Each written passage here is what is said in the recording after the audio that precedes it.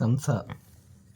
இந்த சம்சா வந்து சின்ன வயசில் சாப்பிடும்போது ரூ. 1.50 ரூ. 3 அந்த மாதிரி சாப்பிட்ருக்கோம். அப்போ அது உள்ள வந்து பட்டாணி அதெல்லாம் போட்டு கொடுத்துருப்பாங்க. இப்போ வந்து ரூ. 15.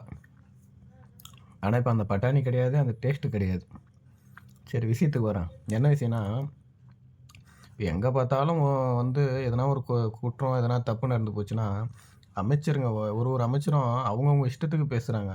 ஆனால் சம்மந்தப்பட்டு பதில் சொல்ல வேண்டிய அதிகாரி யார்? முதலமைச்சர். முதலமைச்சர் அவர் கடமையை செய்யட்டும். அமைச்சருங்க அவங்கவுங்க துறையில் என்னென்ன வேலை செய்யணுமோ அதை பாருங்கள். எல்லாரும் வந்து முதலமைச்சர் ஆகிடாதீங்க, ஓகேவா?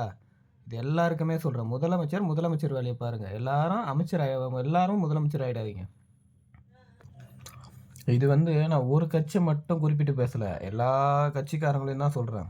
அதாவது எல்லா கட்சிக்காரனா இப்போ ஆட்சியில் மாறி மாறி வராங்கல்ல, அவங்கள ஆட்சியில் இல்லாதவங்களுக்குலாம் இது வந்து நம்ம சொல்கிறது பலன் அடிக்காது. ஆட்சியில் இருக்கிறவங்களுக்கு சொல்கிறேன். அமைச்சராக இருந்தாலும் சரி, எம்எல்ஏ, எம்பி யாராக இருந்தாலும் சரி, உங்கள் சம்மந்தப்பட்ட வேலை என்னவோ அதை மட்டும் பாருங்கள். தேவையில்லாத வேலைக்கு நீங்கள் வந்து முன்னாடி வாய்ஸ் கொடுக்காதீங்க, ஓகேவா?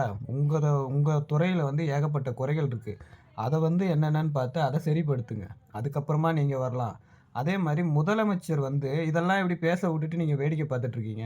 உங்களுடைய பதில் இன்னொரு ஆள் சொல்லலாமா? மற்ற எல்லாத்துக்கும் வந்து பேசுகிறீங்கல்ல, எல்லா முதலமைச்சரையும் தான் சொல்கிறேன், முதலமைச்சராக இருந்தவங்கள சொல்கிறேன்.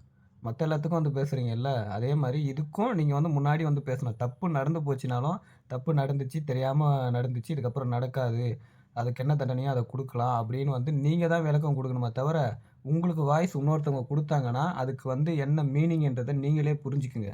அப்போ நீங்கள் என்ன தன்மையில் இருக்கீங்க அப்படின்றது. வேறு ஆள் பின்னாடி ஒளிர்றதா அது அர்த்தமாக இருக்கும். அது வந்து கோழைகள் அப்படின்ற மீனிங்கை குறிக்கும். இதுக்கு வந்து நீங்கள் கோவப்படாதீங்க. நான் சொல்கிறது என் மனசில் தோணுச்சு, நான் சொல்கிறேன், ஓகேவா? நியாயமான ஆளாக இருந்தால் நியாயமாக எடுத்துங்க. அப்புறம் இந்த மீடியாக்காரங்களாம் இருக்கீங்கல்ல, எந்த கேள்வியை யார்கிட்ட கேட்கணும்னு தெரிஞ்சு கேளுங்க. யாரை பார்த்தாலும் மைக் எடுத்துகிட்டு போய் நீட்டிடுறீங்க. அவங்கெல்லாம் வந்து அதுக்கு பதில் சொன்ன தகுதியாக இருக்குமா? இல்லை அவங்களால ஒரு பதில் சொல்லி அதை தான் நம்ம கரெக்டாக எடுத்துக்க முடியுமா? நீங்கள் எடுத்து போட்டுறீங்க. பார்க்குற மக்கள் எங்களுக்கு தான் வந்து ஒரே தலைவலியாக இருக்குது, ஓகேவா? எந்த கேள்வி யார்கிட்ட கேட்கணுமோ அவங்ககிட்ட மட்டும் கேளுங்க. எல்லா நியூஸ் சேனல், எல்லா மீடியாவுக்கும் தான் சொல்கிறேன். பப்ளிக்குன்ற மீனிங்கில் நான் அந்த எனக்கு தோணுச்சு, அதை நான் உங்களுக்கு சொல்கிறேன். ஓகே, பார்ப்போம்.